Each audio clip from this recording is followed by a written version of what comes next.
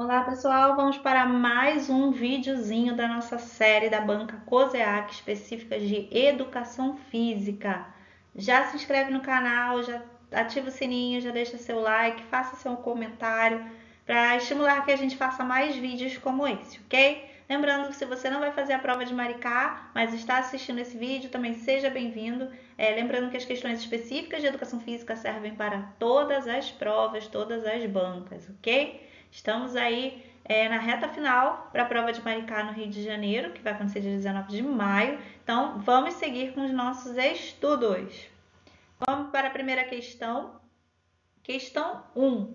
Dentre as ações hormonais que ocorrem, lembrando aí que as ações hormonais caem bastante nas provas, que ocorrem durante o exercício, o hormônio que aumenta a glicemia, então ele aumenta a glicemia e estimula a degradação proteica de lipídios é.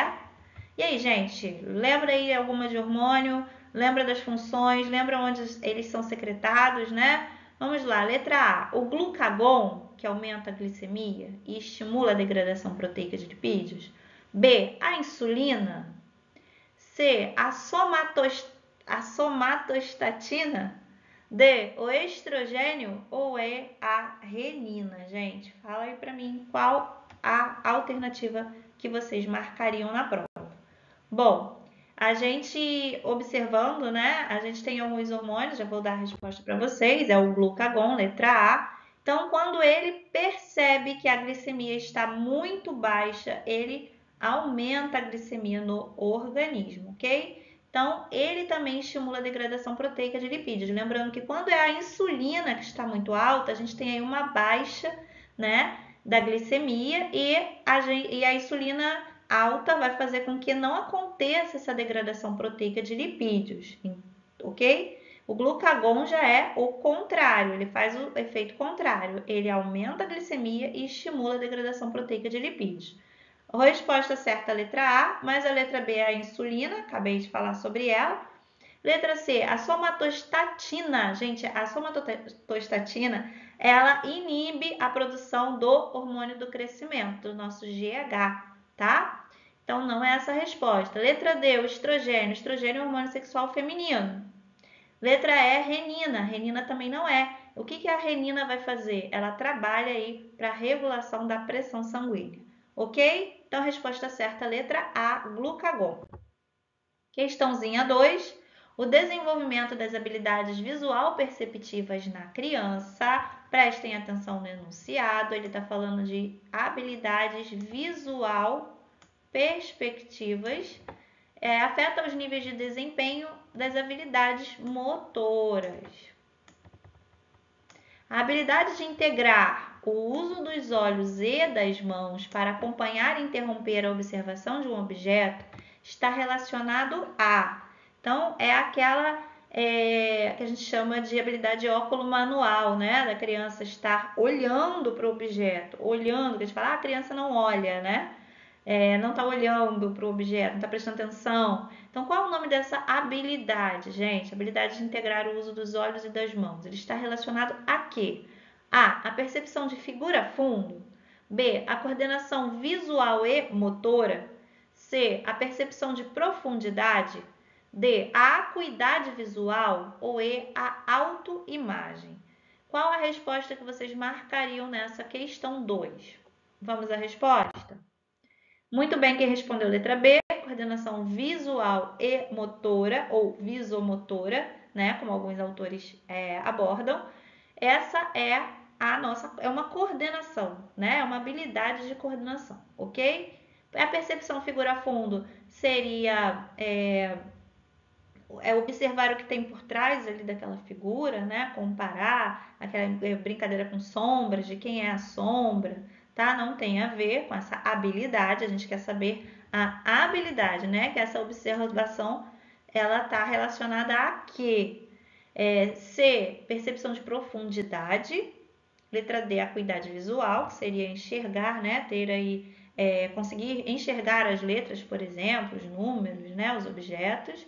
E a autoimagem, que é a imagem que a criança tem dela mesma. Então, não seria a única resposta cabível, seria a coordenação visual e motora ou visomotora, ok? Número 3, a antropometria. Opa, a gente está falando de um outro assunto aqui, que é a técnica sistemática utilizada para medir as dimensões corporais do homem. É o recurso empregado na avaliação do crescimento físico.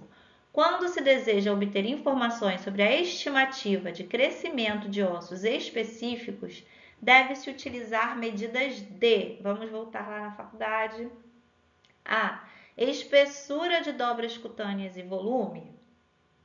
Vamos lá, eu quero o que mesmo, gente? Medir as dimensões corporais para o crescimento físico. A dobra cutânea e o volume seria utilizado para isso? B, perímetros e massa.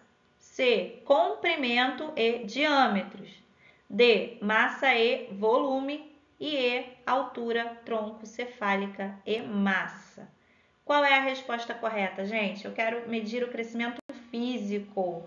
Para a gente medir o crescimento físico, o que a gente precisa aí medir? Vamos para a resposta? Muito bem, que respondeu letra C. A gente vai ver o comprimento dos ossos, né? E também os diâmetros. Lembrando aí que a gente vê, principalmente aí no adolescente, né? O diâmetro ósseo. Então, a gente pega aí os diâmetros também para observar o crescimento do indivíduo, ok? Comprimento e diâmetros é a resposta certa. A letra A, através do dobra cutânea, a gente faz aquele o famoso percentual de gordura, não seria o caso.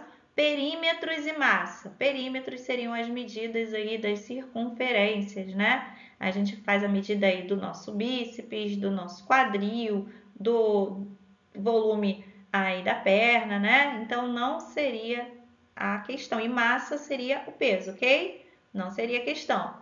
Letra D, massa e volume também não. Letra E, altura troncocefálica, seria aí a altura, né? Do tronco, da cabeça até o tronco toda, né? A medida do comprimento. E a massa, que também não caberia. Então, a resposta certa, a letra C, o comprimento e os diâmetros. Ok? Questão 4. O volume corrente reflete a profundidade da respiração e compreende o volume de ar inspirado ou expirado em cada círculo respiratório. Durante o exercício, o volume corrente aumenta. E aí, gente, quando a gente está lá respirando, né? A gente está fazendo um exercício extenuante ou moderado, né? Às vezes até leve, mas o leve não altera tanto. Mas se a gente começa a respirar fundo, né? A gente busca mais oxigênio, porque é isso que as nossas células estão pedindo para o nosso cérebro. Preciso de mais oxigênio. E aí a gente aumenta o volume corrente, né? A gente respira mais fundo, digamos assim. E como se chama, gente? Qual é o volume corrente que reflete a profundidade da respiração? Letra A, volume reserva. Letra B, hiperventilação. Letra C, capacidade pulmonar total. Letra D, hipotensão. Ou letra E, hiperpneia. E aí, como se chama esse volume corrente aí, né? Que reflete a profundidade da respiração durante o exercício, quando o volume corrente aumenta. Vamos para a resposta. Resposta certa, letra E. A gente chama de hiperpneia. Né? Vocês podem estar perguntando, mas por que não é a hiperventilação? Quando a gente hiperventila, a gente está fazendo uma inspiração, né, maior aí do que a gente necessita. A gente hiperventila.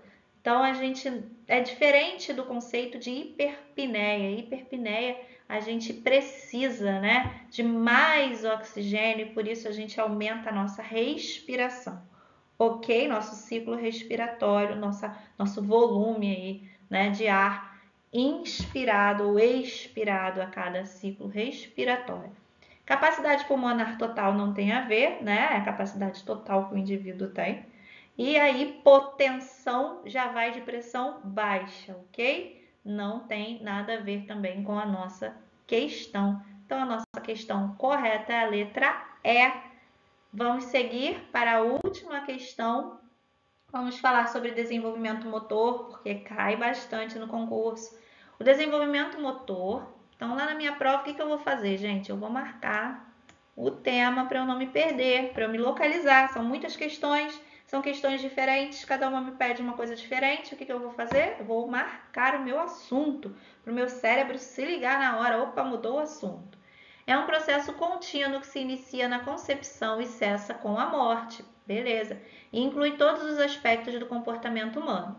A terminologia utilizada no desenvolvimento motor é típica, como em qualquer outra área de estudo.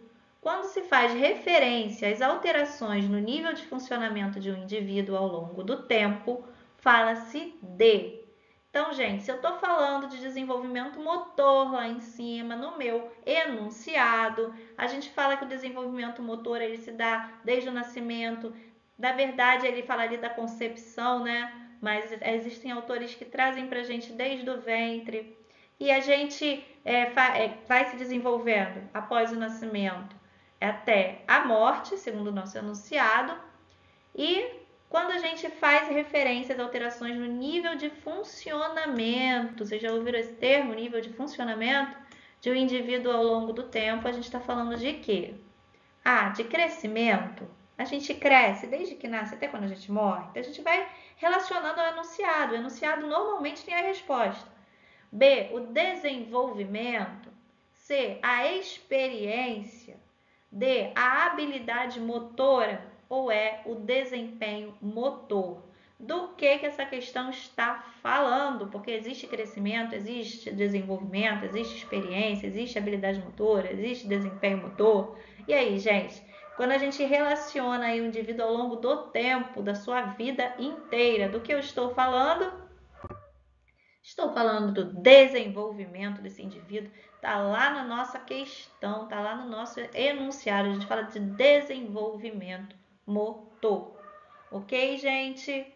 Então, nós terminamos aí a nossa quinta questão. Como eu falei, se inscreva no canal, dê o seu like, ativa o sininho que a qualquer momento a gente pode ter novos vídeos aí. Estamos no intensivão para a prova de Maricá. Deixa a sua dúvida, deixa o assunto que você gostaria de ouvir falar. Deixa aí pra gente que a gente responde. Até o próximo vídeo. Tchau, tchau.